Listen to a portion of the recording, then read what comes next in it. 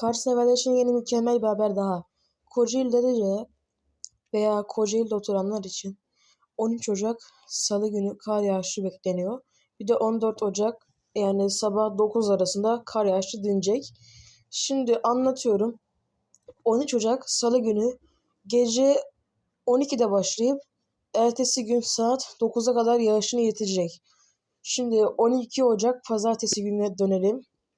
Saat 10'da başlayıp 3 gün arayla hafif bir kar yağışı olabilir.